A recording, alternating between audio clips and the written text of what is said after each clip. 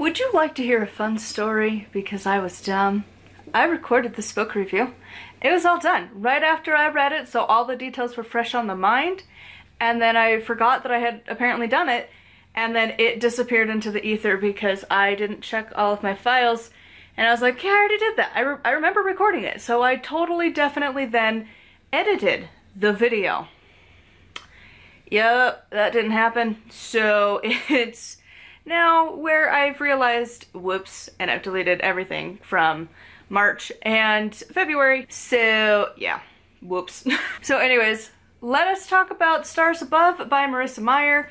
The details might not all be there, but we're gonna try. Because I do not take notes on fiction books, I only take notes for my witchy books, which is on my other channel. The premise of this book is basically that it is a collection of short stories based in the Lunar Chronicles world. Most of these take place before the Cinder book happens, and then the very last one is after Winter. So you definitely need to read this after you've read the series, for sure. So the thing is, with the majority of these stories, it really didn't feel like they were necessary. It didn't add anything. It didn't really add any additional like character things that you didn't know was going on in the background.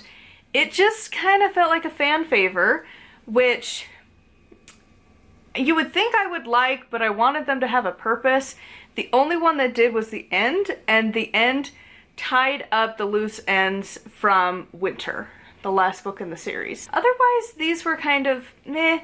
Like, it kind of progressively got somewhat better. Really, there was two that I was like, okay, these kind of feel like they matter. The rest I could take or leave. Like, it's cool to have them, but it didn't really feel necessary. And like, when I looked through some of the other reviews, people were kind of on the same boat with that. Some you really love, some you didn't. And so it's just kind of like, okay, why?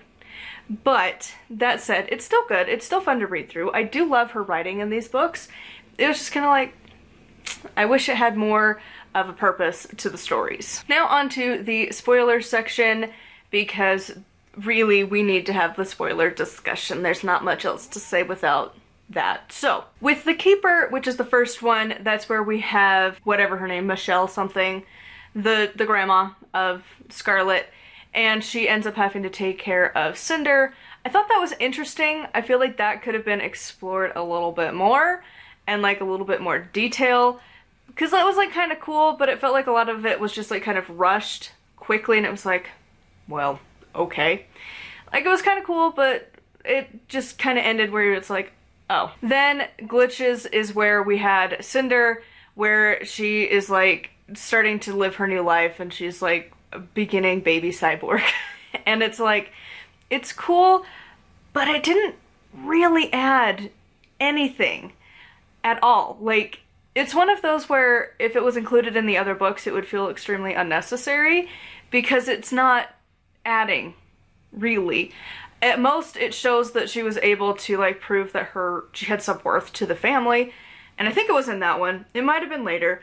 I don't remember. It's been like almost a month since I read this book.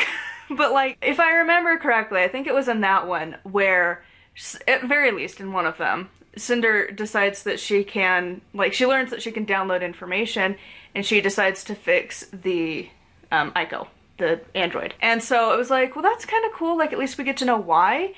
But other than that, it was like, okay, like, I guess we find out why she likes the one sister more than the other, and the mom, but it just felt kind of not really a reason to have it there. Then we had Wolf's backstory, and I felt like we kind of already had enough of the details that you could piece together what happened, so having it written didn't really feel like it mattered. Like, that was the thing, is like none of these stories added any new layer to the characters, and it didn't like really flesh out a backstory that we didn't already know. And same with like Thorn, that one too. It was like, okay, cool, whatever. Like, it didn't have a purpose. And that's the thing that I'm starting to realize, is that your stories have to have a purpose. It has to really add something to the world. And most of these didn't. And then we had the android that was just like, why did we have this story? This had nothing to do with anything anywhere. And I was like, is this like Aiko's origin story? No, because the android dies in the end. So what was the point? Like, is it to find out that... there was no purpose. We get to see Cinder working, which is like cool, I guess. It just felt really random and was just like, why? Getting to see Winter's backstory, I felt like at least had a purpose, because that was a scene that I think we needed to have explained a little more of why the queen would have made those scars and what made her decide that she was not going to use her lunar gift anymore. That one had a purpose. It was something that was kind of hinted at but never really fully expressed in the other books. So that one I was like, okay, cool. And when they have a purpose, the stories are amazing. These other ones, it was just, it didn't add to the story. And it bothered me that it didn't. And that I should like these, because it was like, well, cool, we get to have more time with the characters, but we didn't, really. It just didn't really fit, I felt like, with the rest of the books. And then getting to know Kai, to why he was bringing the android and first meeting Cinder from his point of view, honestly, it just was like a flashback to when everyone was raving over the idea of having Twilight from Edward's perspective.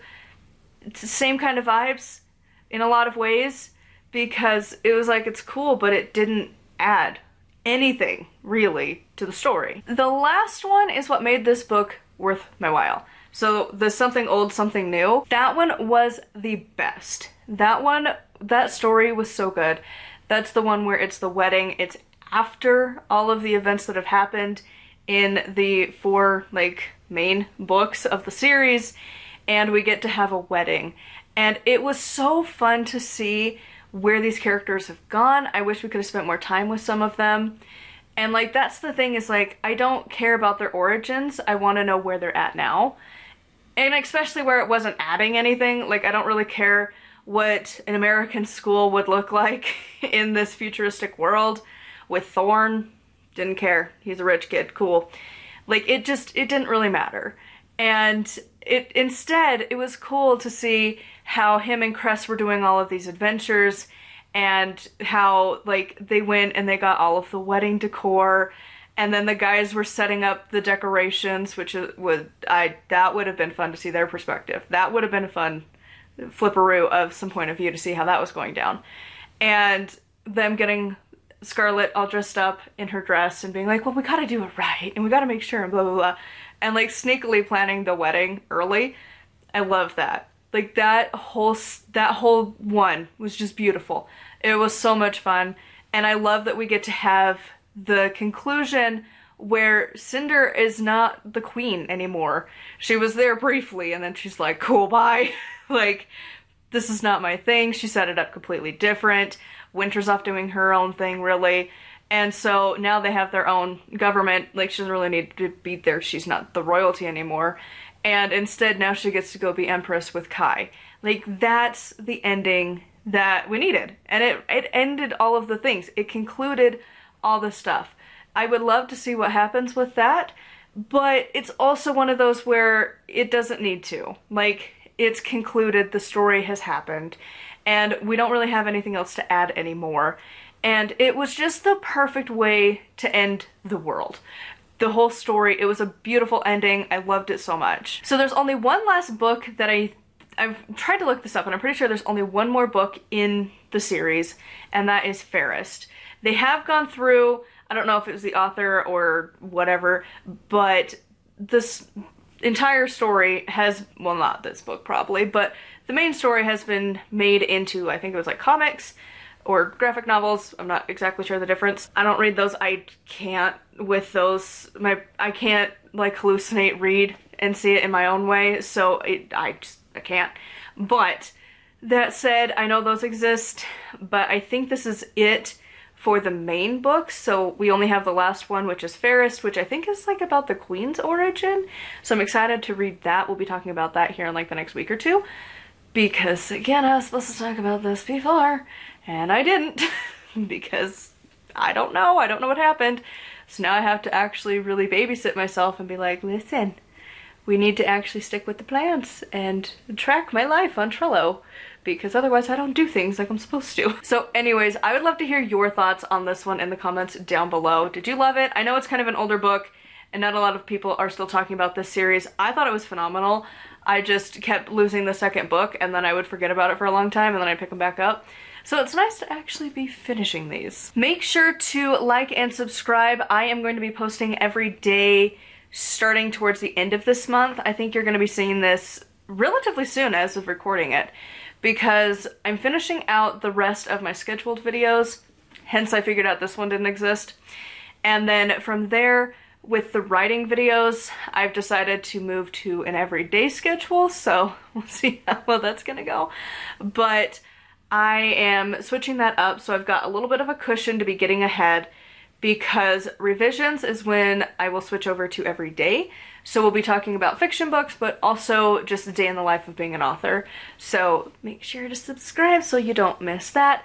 We'll be kind of getting away from this format. It'll be a little bit more bouncing around to what I'm doing in the day. And then books, we'll still sit down and chit chat, but for the most part, the other videos are going to be a little bit more entertaining, hopefully. So make sure to basically like and subscribe. I will be posting pretty regularly starting at the end of this month. I mean, every other day is still pretty regular, but still. So until next time, thank you for watching this one, and I will see you all soon.